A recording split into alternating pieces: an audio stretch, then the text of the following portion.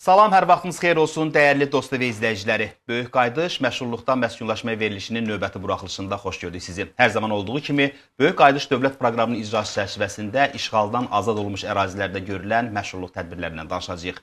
Qonağımız isə Dövlət Məşğulluq Agentliyinin Böyük Qayıdışa dair məşğulluq məsələləri departamentinin müdir müavini Səbuhi Yunusludur. Səbuhi müəllim, xoş gəlmisiniz. Salam, hər vaxtınız xeyir olsun. Çox sağ olun dəvətiniz üçün. Səbuhi müəllim, gəl ilk öncə elə ondan başlayaq ki, bizim verilişimizin də adına uyğun olaraq işğaldan azad olunmuş ərazilərdə həyata keçirilən tədbirlər, yəni məşğulluqdan məskunlaşmaya prosesi necə gedir, necə təşkil olunur? İlk öncə onu qeyd edim ki, işğaldan azad olmuş ərazilərdə bilirsiniz ki, birinci dövlət proqramı 2022-ci ildən başlamışdır və artıq 4 ildir proqram davam edir və bu proqram ərzində artıq həmin ərazilərdə, yəni işğaldan azad olmuş ərazilərdə quruculuq, bərpa, tikinti işləri, həmçində ərazilərin minalardan təmizlənməsi və bunlara paralel olaraq köç proseslərinin aparılması və bu proseslərin gücləndirilməsi və ora köç etmiş vətəndaşların sosial rifahının qaldırılması üçün məşğulluq məsələləri orada aktiv hal-hazırda həyata keçməkdədir və bu istiqamətdə də Əmək və Əhalinin Sosial Müdafiəsi Nazirliyi, həmçinin yanında və tabeliyindəki qurumlar artıq köçün ilk günlərindən həmin ərazilərdə aktiv fəaliyyət göstərir və biz də Dövlət Məşğulluq Agentliyi olaraq vətəndaşlarla sıx əməkdaşlıq, həmçində ki, onların sosial-iqtisadi durumlarının qaldırılması və bu istiqamətdə bir sıra addımlar atılması istiqamətində kompleks şəkildə işlərimizi icra edirik. Bu deviz altında artıq xeyli tədbirlər görülüb ərazilərdə. Bu tədbirlərdə bizim aktiv məşğulluq tədbirlərindən işə düzəltmədə özünə məşğulluqdur, peşə hazırlığıdır, peşə yön məsləhət xidmətidir, əmək yarmarkaları, həmçində ki, işğaldan azad olmuş ərazilərdə işə götürənlə birgə maliyyələşmə istiqamətində xeyli işlər görülməkdədir. Səbən, bu detal, yəni bu işlərin istiqamətləri özdə ayrılıqca üzərində duracaq. Amma mən istərdim əvvəl gəlin bir ümumi statistikalara, ümumi göstəricilərə nəzərə salaq ki, hal-hazırda işğaldan azad olunmuş ərazilərdə məşğulluq nöqteyi nəzərdən göstəricilərimiz nədən ibarətdir? Doğru buyurursunuz. Statistikaya nəzər salsaq görərik ki, artıq 41 məntəqəyə, 11 şəhər, 3 qəsəbə və 29 kəndə köç baş vermişdir və 8 mindən çox ailə, 32 mindən çox vətəndaşımız həmin ərazilərə artıq köç edibdir və bu ərazilərə köç etmiş əmək qabiliyyəti yaşda olub iqtisadi fəal olan şəxslərimizdən artıq 10 minə yaxın şəxsimizin məşğulluğu təmin edilmişdir. Bu da hardasa 90%-in üzərində iqtisadi fəal əhalinin məşğulluğun təmin edilməsidir. Əlbəttə, burada məşğulluğun təmin edilməsi istiqaməti bir neçə hissələrə bölünür. Burada əsas pay işə düzəltmənin, yəni işə götürənlər tərəfindən təqdim olunan vakansiyalar əsasən işə düzəltmənin payıdır ki, hardasa 7 minə yaxın şəxsimiz hal-hazırda aktiv əmək müqavilələri üzrə işğaldan azad olmuş ərazilərdə çalışmaqdadır və bunlara paralel olaraq bizim özünə məşğulluq proqramı çərçivəsində vətəndaşlarımız əmlaklarla təmin olunub, 850-yə yaxın vətəndaşımız əmlakları verilib. Həmçinin peşə hazırlığı istiqamətində də 450-dən çox məhz köç etmiş vətəndaşımız məşğulluq tədbirlərinə, peşə hazırlıqlarına cəlb olunublar.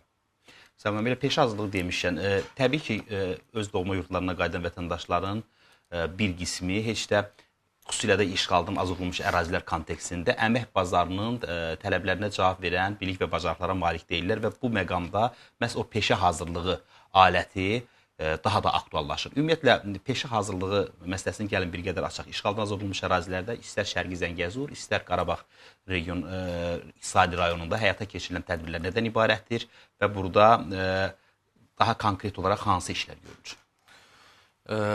Peşə hazırlığı vətəndaşın fərdi məşğulluq proqramında ən aktiv məşğulluq tədbirlərindən biridir və bilirsiniz ki, bu günlərin işə götürənlərin öz tələbləri var və bu tələblərə uyğun olaraq vətəndaşların kvalifikasiyaları uyğun gəlmədikdə artıq Dövlət Məşğulluq Agentliyi tərəfindən vətəndaşlara peşə yön məsləhət xidməti və bu istiqamətdə peşə hazırlığı kurslarını təşviq edilir. Bilirsiniz, Dövlət Məşğulluq Agentliyində 175-dən çox peşə və ixtisas var ki, vətəndaşlar sərbəst şəkildə bunlardan seçim edə bilər. işğaldan azad olunmuş ərazilərdə də həmçinin köç etmiş məntəqələrdə də peşə hazırlıqları keçirilir. Peşə hazırlıqları bizim qısa müddətli təlimlərdə 6 aya qədər olur və tikinti, kənd təsərrüfatı, sənaye və xidmət sahəsini özündə ehtiva edir. Peşə hazırlıq kurslarına müraciət çox sadədir. Müraciət üçün vətəndaşlarımız, yəni köç etmiş və ya köçü nəzərdə tutulan şəxslərimiz, keçmiş məcburi köçkünlər DOST məntəqələrinə, DOST mərkəzlərinə, bizim Dövlət Məşğul Agentliyi regional məşğulluq filialına, həmçinin xidmət şöbələrinə yaxınlaşa bilərlər. Qeydiyyatdan keçərək peşə hazırlıq kurslarına müraciət edə bilərlər. Həmçinin evdən çıxmadan belə bizim rəsmi saytımız üzərindən Qarabağ və Şərqi Zəngəzurda peşə hazırlıq kurslarına müraciət edərək həmin hissədə öz məlumatlarını qeyd edərək qeydiyyatdan keçə bilərlər və bu qeydiyyatdan keçmiş vətəndaşlarımız 5 iş günü ərzində məlumatlar yoxlanılır, qeydiyyatda olduğu ünvan üzrə xidmət şöbəsinə göndərilir və vətəndaşlarla iş aparılır. Həmçinin mən onu qeyd edə bilərəm ki, bizim Qarabağda Qarabağ Peşə Hazırlığı Mərkəzimiz 6 avqust 2023-cü ildə Cənab Prezidentin iştirakı ilə açılmışdır və Qarabağ Peşə Hazırlıq Mərkəzində də 48 peşə və ixtisas üzrə ixtisaslar keçirilməkdədir vətəndaşlara. Artıq mən onu qeyd edim ki, qısa zaman dövründə artıq 1700-ə yaxın vətəndaşımız bu peşələrə cəlb edilmişdir. Mən onu qeyd etmək istəyirəm ki, Qarabağ Peşə Hazırlığı Mərkəzi həm Qarabağda, həm Şərqi Zəngəzurda işə götürənlərlə sıx əlaqələr qurur və işə götürənlərin bazasında peşə hazırlıqları keçirilir. Mən onu qeyd edim ki, Xankəndi şəhərində hətta köç olmamışdan öncə də bizim bilirsiniz ki, məskunlaşmalarımız var idi, hal-hazırda işləyən şəxslərimiz var idi. Bu istiqamətdə də orada biznes tekstil fabrikasında 500-dən çox namizədin hazırlanmasında məhz Qarabağ Peşə Hazırlığı Mərkəzinin dəstəyi olmuşdur. Yəni birbaşa olaraq vətəndaşların görüşülməsi, onlara peşə hazırlığı kurslarının keçirilməsi və bu istiqamətdə onların işə düzəlməsi istiqamətində bir sıra addımlar atmışlar. Sağ olun, İstərdim biraz da digər məşğulluq tədbirlərindən danışaq. Ümumiyyətlə digər məşğulluq tədbirlərimiz hansılardır və mən istərdim ki, giriş netinizdə söylədiyiniz özünü məşğulluq proqramından bağlı daha əhatəli danışaq. İşğaldan azalmış ərazilərdə əmək yarmarkalarıdır, birgə maliyyələşmədir, həmçinin işə düzəltmədir və özünə məşğulluqdur. Proqram üzrə vətəndaşların aktiv məşğulluq tədbirlərinə cəlb edilməsidir. Doğru buyurdunuz, özünə məşğulluq proqramı bilirsiniz ki, ölkə gündəmində ən çox izlənilən və ən çox aktual olan proqramlardan biridir. Cənab Prezidentin də vurğuladığı kimi artıq 100 mindən çox vətəndaşımız bu özünə məşğulluq proqramına cəlb edilmişdir ölkə üzrə. Həmçinin işğaldan azad olmuş ərazilərdə də bu qısa zaman ərzində 850-yə yaxın vətəndaşımız əmlaklarla təmin olunmuş, öz kiçik ailə təsərrüfatını formalaşdırmışlar və məşğulluğa cəlb olunmuşlar. Mən onu qeyd edim ki, bu ay ərzində də 11 şəxsimizə, vətəndaşımıza əmlaklar verilmişdir, həm kənd təsərrüfatı, həm istehsalat sərfləri üzrə bu Qarabağ və Şərqi Zəngəzura iqtisadi rayonuna keç etmiş vətəndaşlarımızdır və bizim növbəti aylar ərzində də əmlakların paylanılması istiqamətində işlərimiz aparılacaqdır. Qeyd etmək istəyirəm ki, hal-hazırda 400-dən çox müraciətimiz vardır və bu 400 müraciətimizdən proporsional olaraq 250-yə yaxını qadın namizədlərimizdir, 150-yə yaxın isə kişi namizədlərimizdir ki, özünə məşğulluq proqramına müraciət etmişlər. Səbir müəllim, elə özünə məşğulluqdan danışmışkən siz deyirsiniz, bu mütəmadi bir prosesdir, daim davam edir və ötən ay ərzində də, yəni bu geridə qoyduğumuz ay ərzində də 11 işğaldan azad olmuş ərazidə şəxslər. Məhz onunla bağlı bir süjetimiz var. Gəlin birlikdə o süjetimizi izləyək, sonra mövzunu davam etdirərik.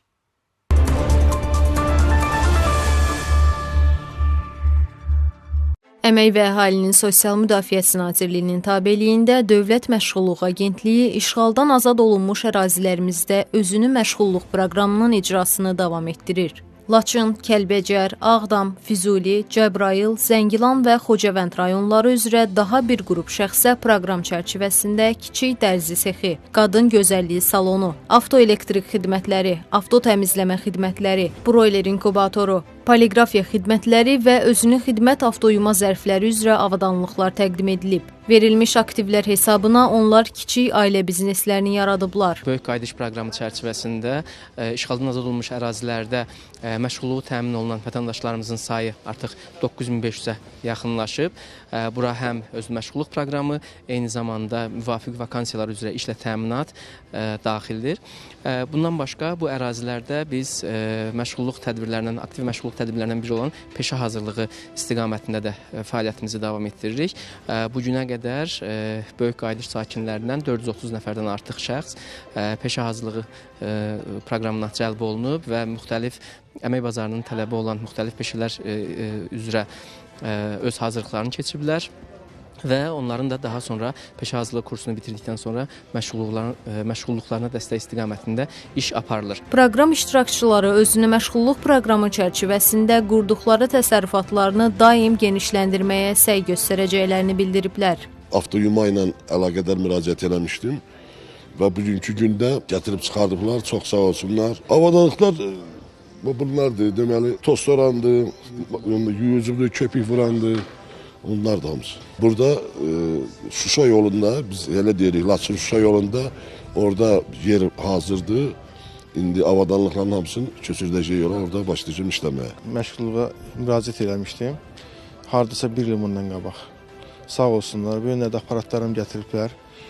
Məndə avtoyumadır. İstəyirəm ki, özüm öz işimi burada quram, Laçında quram. Qeyd edək ki, Böyük Qayıdış proqramı üzrə doğma yurdlarına köçürülmüş sakinlərdən artıq 818 nəfəri üçün özünü məşğulluq proqramı çərçivəsində ailə təsərrüfatları qurulub.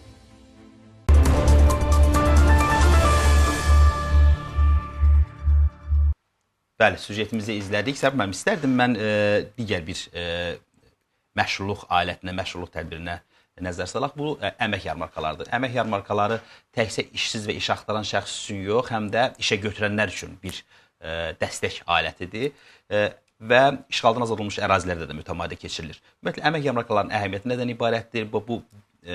Biz iş axtaranla, işsizlə, işə götürənin bir platformada birləşməsinin effektini də görürük. Doğru buyursunuz, əmək yarmarkaları bizim aktiv məşğulluq tədbirlərindən biridir və işğaldan azad olunmuş ərazilərdə də mütəmadi olaraq keçirilir. Bu artıq silsilə xarakter daşıyır. Əmək yarmarkalarına biz nəzər salıb da görürük ki, bu əmək yarmarkalarında artıq 2000-dən çox vakansiya, 300-dən çox işə götürən və 1500-dən çox vətəndaşımız əmək yarmarkasında iştirak etmişdi və biz nəticələrə nəzər salıb da görürük ki, əmək yarmarkasından birbaşa olaraq işə düzəlmələrimiz aktiv şəkildə gedir və son statistikalara nəzər salıb da görürük ki, 300-dən çox vətəndaşımız bu istiqamətlərdə işə düzəlmişdir. Bilirsiniz, mən onu da qeyd etmək istəyirəm ki, keçən ay münasibətdə artıq Cəbrayıl şəhərində bir əmək yarmarkası keçirilmişdi və burada da 100-dən çox vətəndaşımız aktiv şəkildə iştirak etmişdir və iştirak edən vətəndaşlarından mən özüm də şəxsən orada iştirak etdim və gördüm ki, artıq bir neçəsi həmin anda artıq işə götürənlə əlaqə saxlanılaraq vətəndaşlar birbaşa olaraq işə dəvət olunmuşlar. Səbəb elə eyni yarmarkada, yəni Cəbrayılda keçirilən əmək yarmarkasında bizim Dost TV-nin əməkdaşları da iştirak edib. Gəlin oradan hazırladıqları süjetə baxaq, sonra müzakirələrimizi davam etdirək.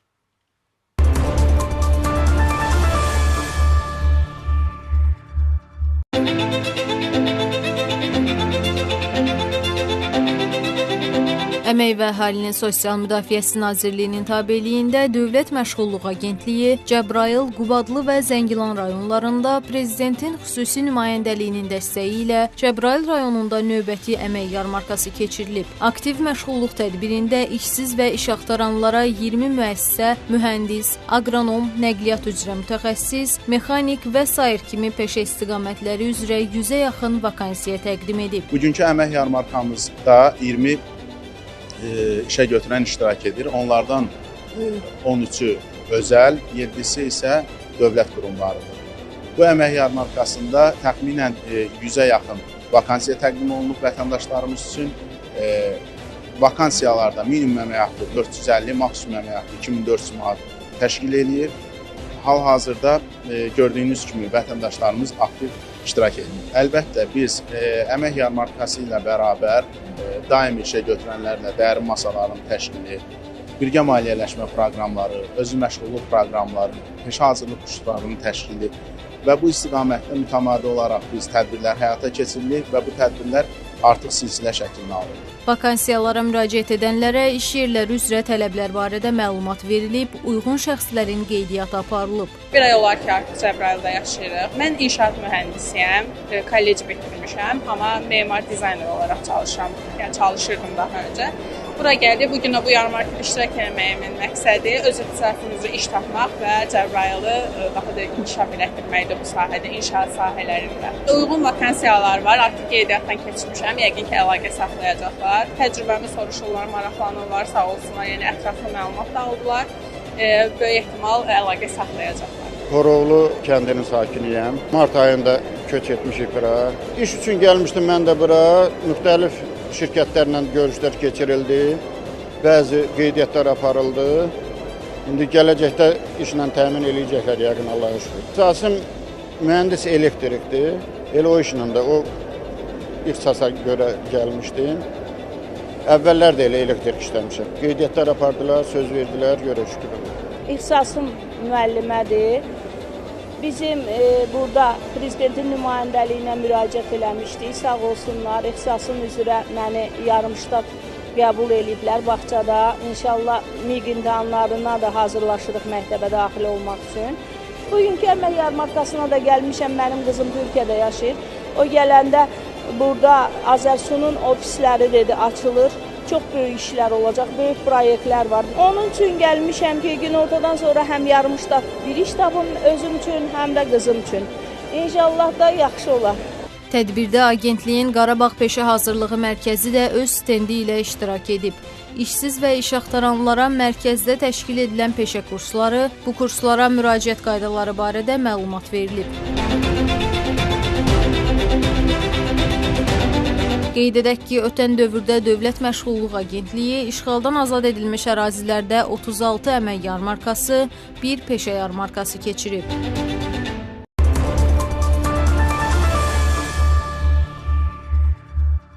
Bəli, müzakirəmizi davam etdiririk. Səbəb işə götürənlərə dəstək yalnız əmək yarmarkasından ibarət deyil.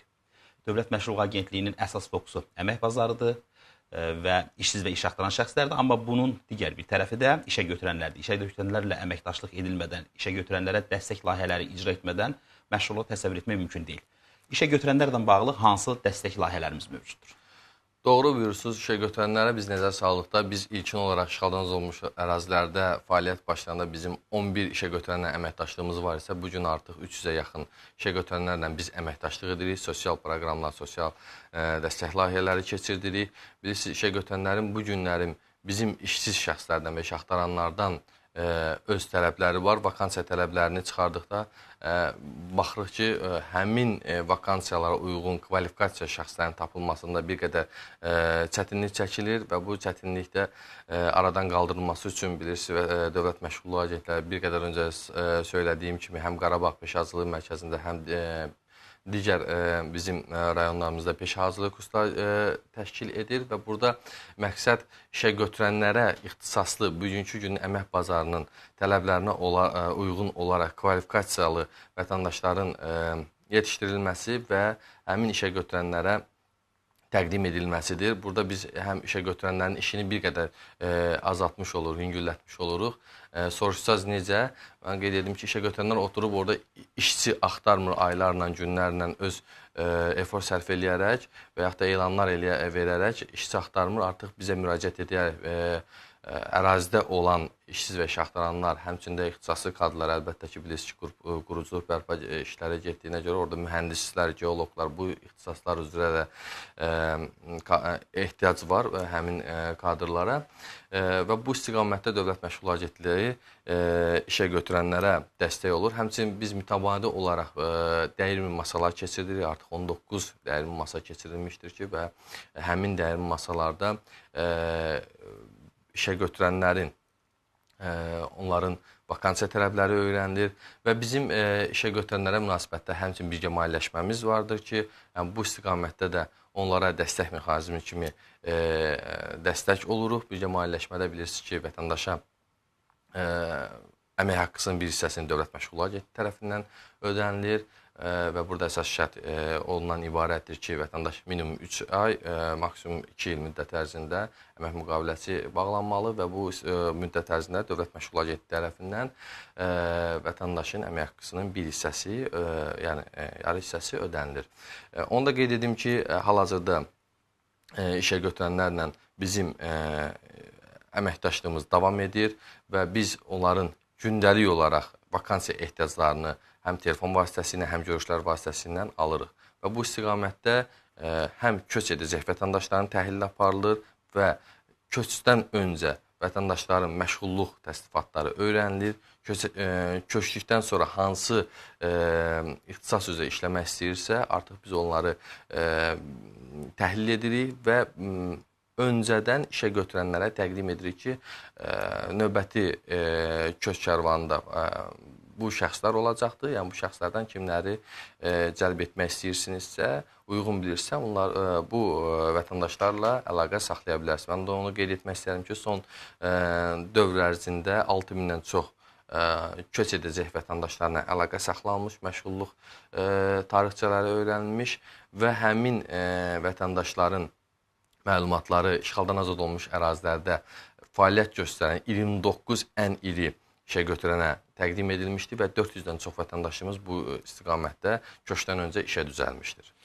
Mən belə işə götürənlərə dəstək layihələrindən biri də məhz onlar üçün prezentasiyaların edilməsidir. Onlar üçün dərin masaların təşkilidir ki, hansı ki, elə son sizin də səfəriniz ərəfəsində Cəbrayılda da işə götürənlərlə bir görüş keçirilmişdi.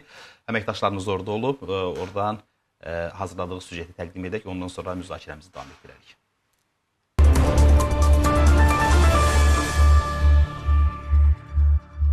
Əmək və Əhalinin Sosial Müdafiəsi Nazirliyinin tabeliyində Dövlət Məşğulluq Agentliyi tərəfindən Cəbrayıl rayonunda işğaldan azad olunmuş ərazilərdə fəaliyyət göstərən işə götürənlərlə görüş keçirilib. Görüş həmin ərazilərdə məşğulluq imkanlarının artırılması və sahibkarlarla əməkdaşlığın gücləndirilməsi məsələlərinin müzakirəsinə həsr edilib. İşə götürənlərə agentliyin fəaliyyət sahələri, işğaldan azad edilmiş ərazilərdə məşğulluğun təminatı üçün görülən işlər, məşğulluq proqramları və sahibkarlara təqdim olunan dəstək mexanizmləri barədə ətraflı məlumat verilib. Eyni zamanda kvotadan əlavə iş yerlərinin yaradılması proqramı və Qarabağ Peşə Hazırlığı Mərkəzinin fəaliyyəti barədə təqdimatlar edilib. Bildirilib ki, sakinlərin işlə təminatı ilə yanaşı, onların əmək bazarının tələblərinə uyğun peşələr üzrə hazırlıq kurslarına cəlb edilməsi də əsas məşğulluq tədbirlərindəndir. İşə götürənlərin sualları cavablandırılıb, onların təklifləri dinlənilib və görüləcək birgə işlər müzakirə olunub.